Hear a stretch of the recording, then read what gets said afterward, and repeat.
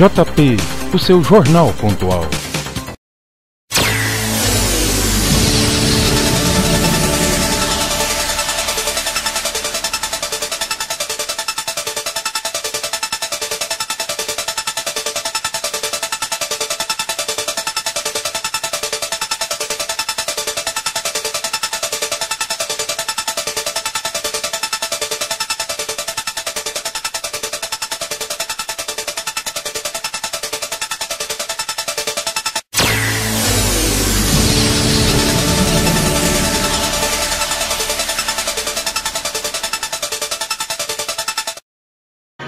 Começando o programa de hoje, bom dia, Dagmar Vaz. Bom dia, Toninho. Bom dia aos ouvintes da Rádio Boas Novas FM, ouvintes do programa Fala Cidadão aqui de todos os sábados. Um prazer estar novamente aqui com todos nesta manhã de sábado chuvosa, né? A chuva volta a Morrinhos, volta à nossa região, né? E traz aí um alento para todos os produtores rurais, né, que estavam ansiosos aí pela chegada da chuva. Um abraço a todos, vamos juntos até o meio-dia com mais um programa Fala Cidadão. Nós esperávamos ter um programa hoje recheado de informações a respeito, onde nós iríamos falar com o prefeito Rogério Carlos Troncoso, com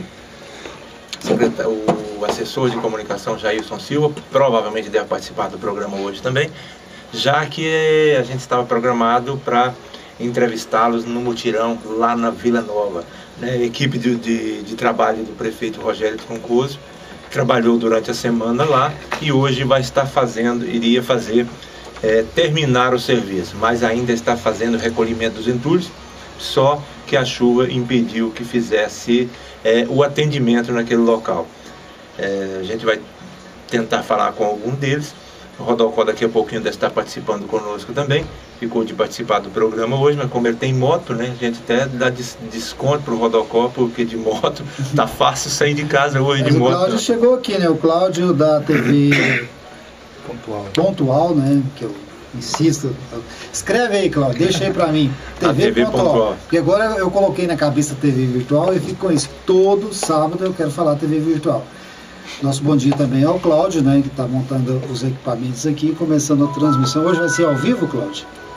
Então teremos ao vivo hoje, aí para você que vai acessar www.tvpontual.com.br. Na segunda página. Na segunda página, né? Onde está escrito transmissões ao vivo. Onde você vai encontrar lá a aba Transmissões ao Vivo.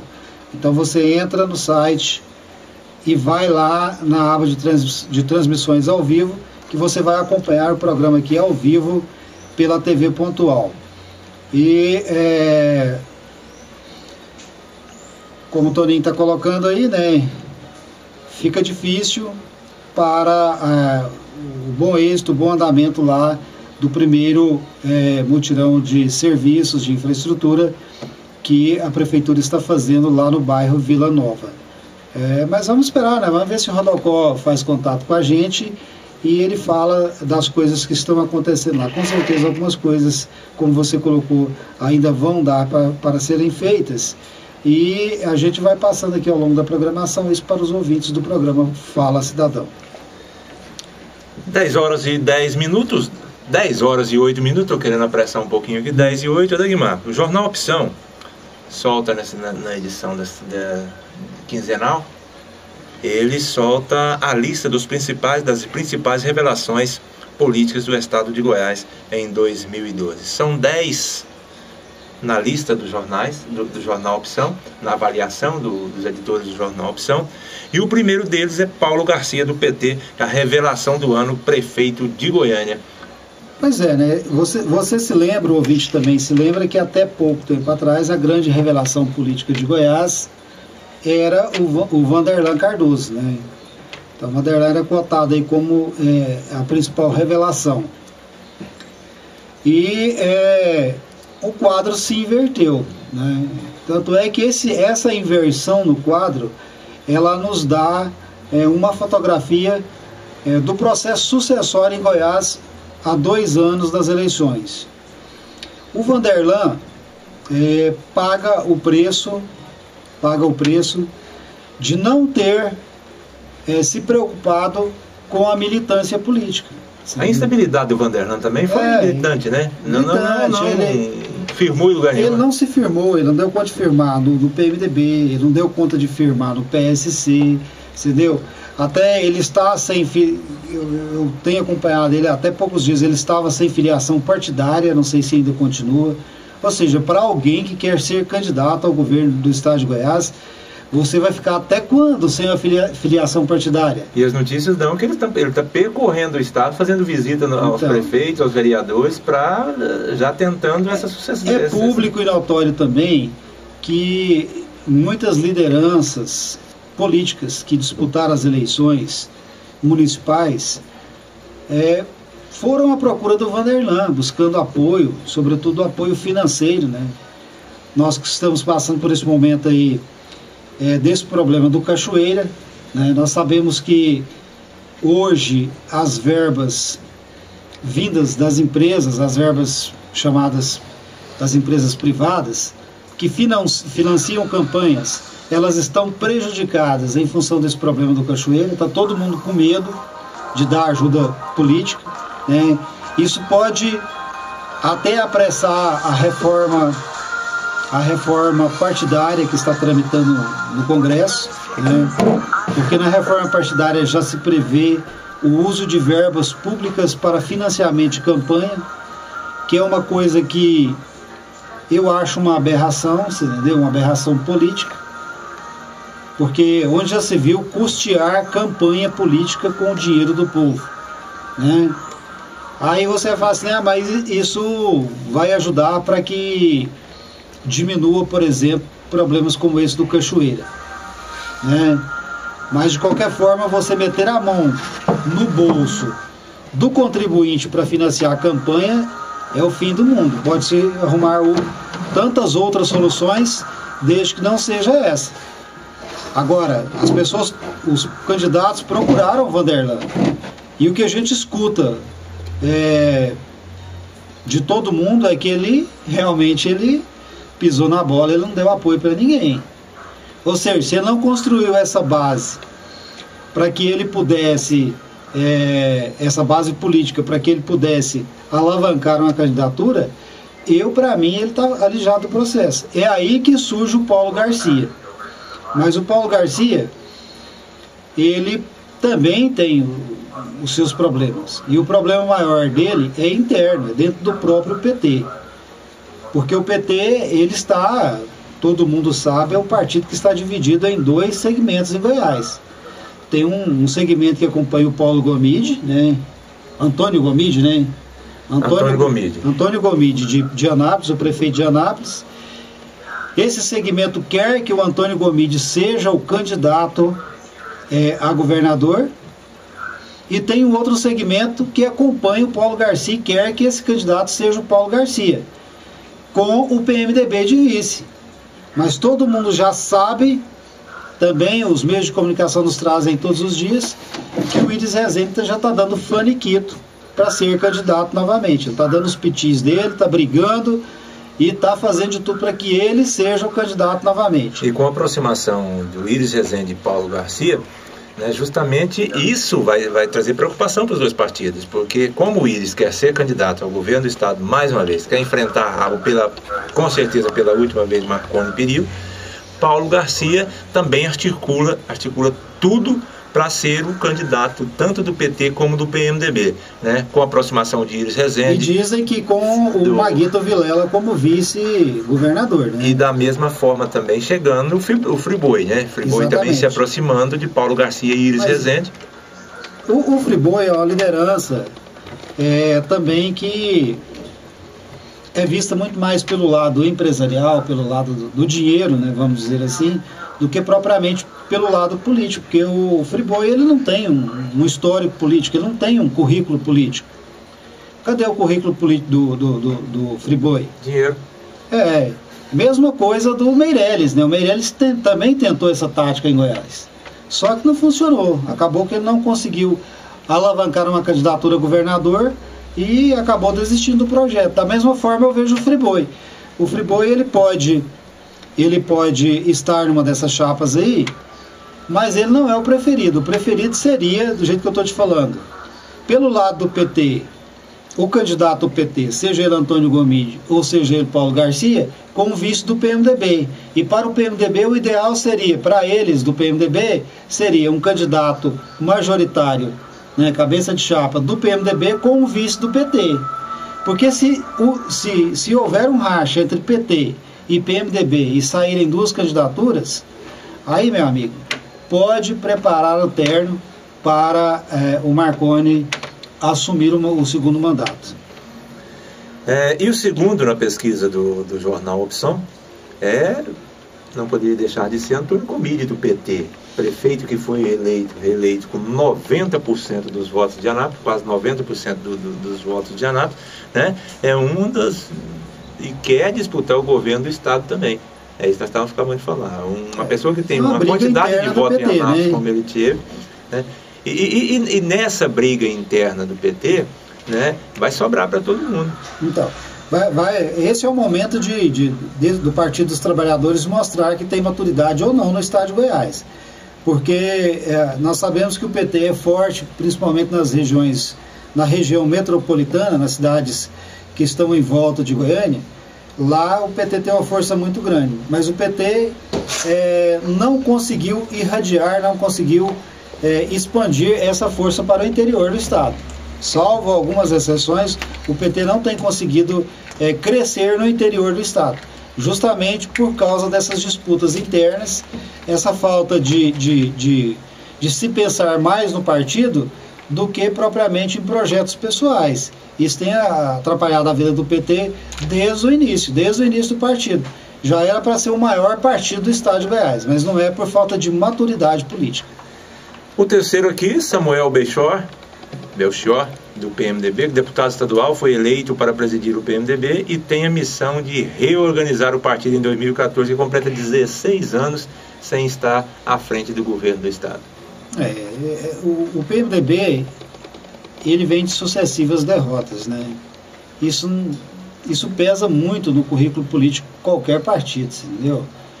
Essa sucessão de derrotas para o Marconi e também para o Cidinho, isso tem atrapalhado a vida do PMDB em Goiás. O PMDB ainda continua sendo um partido forte, muito bem estruturado, né? Um partido que até o final da gestão passada tinha uma maioria absoluta das prefeituras, ou seja, um partido muito bem estruturado no interior, ao contrário do PT, né?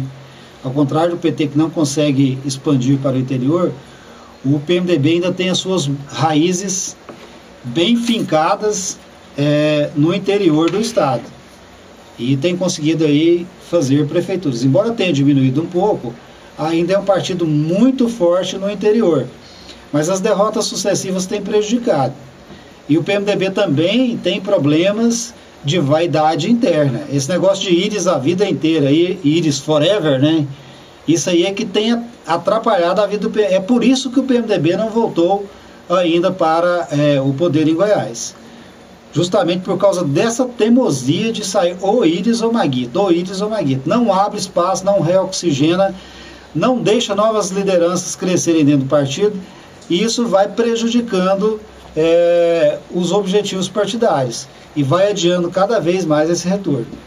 Um outro que começou muito bem, que era para ser o candidato natural do PMDB, Thiago Peixoto, deixou o governo do PMDB, veio para o governo do PSD, né? Filiou-se ao PSD, candidato a deputado federal licenciado, hoje secretário de Educação, e o IDEB hoje mostra um crescimento, né, da educação em Goiás, se ele vem se recuperando aos poucos. Mas você acredita que isso aí pode, talvez não para agora, mas nas próximas eleições, pode dar a ele aí condições de buscar uma vaga ao Eu não acredito estado? Não, sinceramente, assim, eu acho que o crescimento, aquele ritmo, aquele caminho bom que o Thiago Peixoto estava percorrendo, ele comprometeu no momento em que ele se aderiu ao governo Marconi. Não é mesmo? Hoje ele é visto com desconfiança dentro da própria base marconista, e ele também é visto como um traidor dentro do PMDB, você entendeu? Então, ele que vinha numa crescente muito grande, com condições de se tornar uma liderança expressiva com possibilidade de chegar a governador, ele prejudicou de forma direta a trajetória política dele. Tem potencial para ser deputado federal, quem sabe mais no futuro até senador, mas dificilmente vai chegar a governador. Será que foi o mesmo caso do Vanderlan, que agora parece que todas as formas ninguém confia? Não, você fez isso, você ficou nessa situação, então vamos até te apoiar até um certo ponto, depois até aí...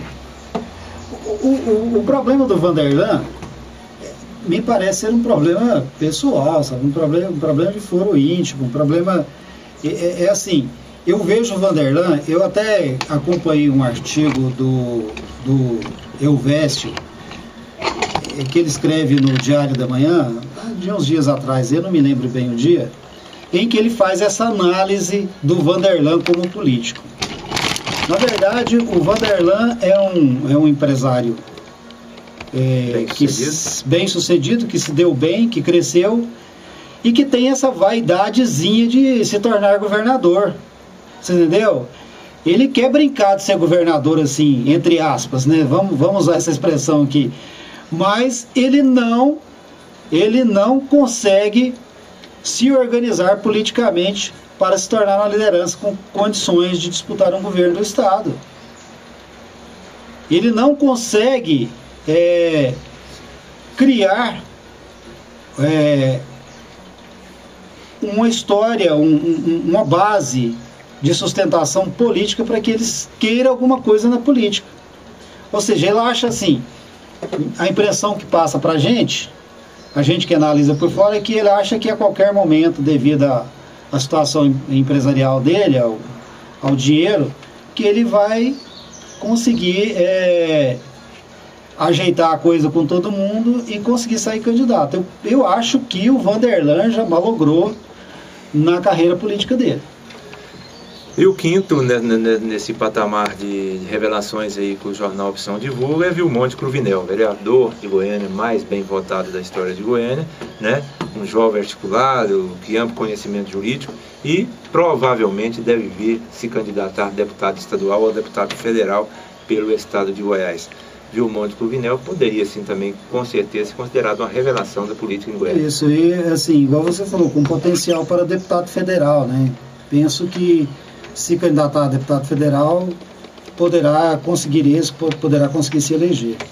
Outro que ficou em sexto foi o hoje prefeito de Trindade, Jânio Darro, do PSDB, né, que derrotou o candidato de Iris Rezende, mais uma vez. Iris Rezende perde as eleições municipais em Goiás, é considerado a sexta revelação do Estado em matéria política. Aí você contrasta o Jânio Darro com o Vanderlan, por exemplo. O Jânio Darro também é um empresário.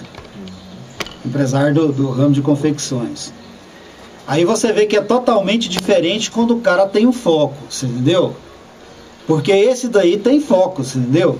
Esse daí sabe fazer política, ele sabe militar na política, é um cara centrado, equilibrado, todo mundo gosta dele, você entendeu? Tanto é que ele é endeusado em Trindade. Veja você que ele conseguiu derrotar todo mundo lá. A hora que todo mundo pensou assim, não, ele não consegue, ele foi lá e conseguiu a vaga. E reverteu o quadro totalmente, conseguiu ganhar a prefeitura de Trindade.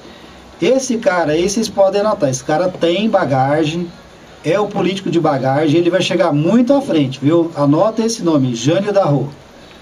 Mais uma derrota do PMDB aconteceu na vizinha cidade de Catalão, né, onde Jardel Seva derrotou nas urnas o quase que endeusado, o ex-presidente do PMDB, né, o Adib Elias. Em Catalão perde, e as notícias dão que a prefeitura de Catalão apenas está maquiado, porque a situação é muito complicada também, a mesma situação de Morrinhos, a mesma situação de Pontalina, a mesma situação de todas as prefeituras do estado, as coisas estão muito complicadas para os prefeitos atuais. A questão de Catalão, Toninho, assim, a gente que fica acompanhando a política do estado, a gente vê que é uma situação atípica Catalão. Por quê? Porque, na verdade, Catalão é uma questão pessoal do governador Marconi Perillo, entendeu?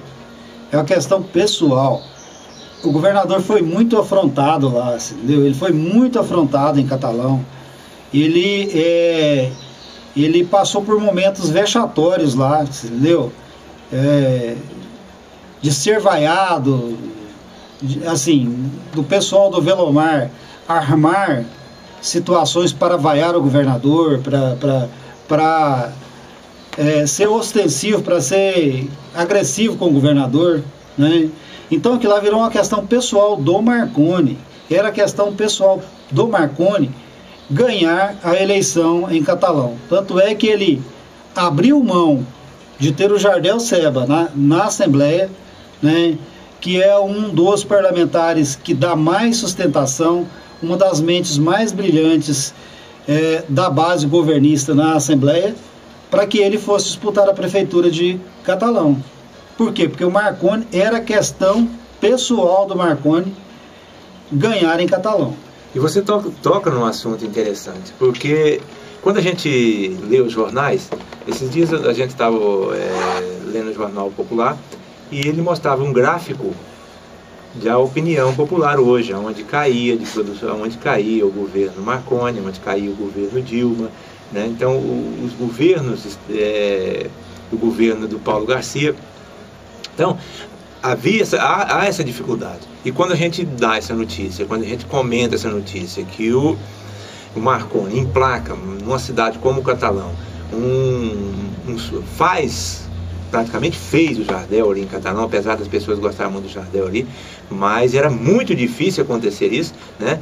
Mostra ainda que o governador não está morto, o governador ainda está bem vivo. O governador Marconi Perillo saiu fortalecido das eleições municipais. Engana-se quem acha o contrário. Em termos políticos, ele saiu fortalecido. Continua tendo um problema muito sério, que é na região metropolitana, igual eu falei. Aquele problema lá é um problema localizado e que o governador Marconi nunca conseguiu reverter. Entendeu? Tanto é que o PSDB, a base aliada de uma forma geral, não ganha eleição na região metropolitana, principalmente em Goiânia. O último prefeito que foi da base lá foi União Bernardes. Lá para cá só tem dado PT e PMDB. Entendeu? E da mesma forma, se você vai olhando ali em volta, Trindade sempre dando problema. Agora voltou o Jânio da Rua, que é da base. Então, uma vitória do Marconi dentro da região metropolitana. Mas Anápolis está lá com o Antônio Gomide, né? Goiânia está lá com o Paulo Garcia, Aparecida, que é um colégio que sofre uma explosão demográfica a cada momento, entendeu? Que lá cresce a olhos nus, né? A olhos vistos, assim, você está vendo a Aparecida inchando, assim, crescendo. E lá também está o PMDB, né? Com o Maguito Vilela. Então, mas para o interior, de uma forma geral, o governador Marconi Perillo saiu muito fortalecido nas eleições municipais. O oitavo na relação do jornal Opção ficou Cristóvão Tormin, do PSD. Derrotou nada mais nada menos do que Célio Silveira, que vinha fazendo um bom trabalho em Lusiânia, né? Foi derrotado nas eleições municipais. Candidato que a certo ponto praticamente desconhecido, né? O Célio Tormin é de qual partido? É do PSD. Não, mas aí, assim, em termos em termos políticos, isso aí é trocar 6 por meia dúzia, entendeu?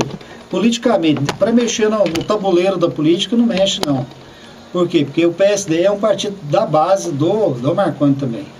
E o Célio Silveira, todo mundo sabe que é uma liderança consolidada em Lusiânia.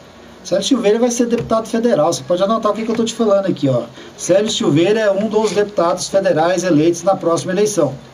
O cara é muito forte, é muito bem articulado, entendeu? Ele vai ganhar as eleições. Eu acredito piamente nisso. Por quê? Porque ele tem uma liderança enorme no entorno. entendeu? E o entorno vai eleger ele, né? Fora as outras bases que ele vem conquistando. E provavelmente, talvez até Morrinhos, né? Morrinhos, eu tenho certeza que Morrinhos vai estar apoiando também o Sérgio. Nós vamos ter forças políticas aqui, não vamos antecipar isso, não vamos ficar falando disso agora, mas nós teremos forças expressivas políticas que estarão apoiando o Célio Silveira. Misael Oliveira é o nono, né, do PTB, do PDT, empresário que conseguiu ser eleito em Senador Canedo também, considerado uma das cidades mais importantes do estado, uma das cidades mais ricas do estado. Então, isso aí faz parte daquele problema que eu te falei do Marcondes, entendeu?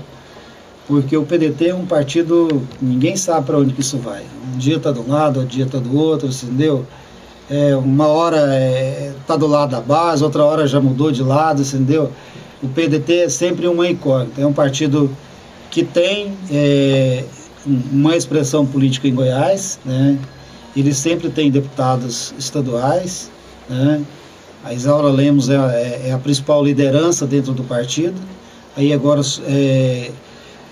essa vitória do Misael já consolida ainda mais a liderança que ele também tem dentro do partido, entendeu? Deputado federal, deputado estadual, é uma liderança expressiva também dentro do PDT, e que com essa vitória em Senador Canedo fortalece ainda mais, na minha opinião, os adversários de Marconi Perillo.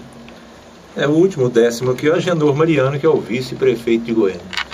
Isso aí eu não conheço, não tem nenhuma condição de comentar sobre ele. Bom, 10 horas e 30 minutos, 10h30, vamos para o primeiro bloco de intervalo e voltamos em seguida.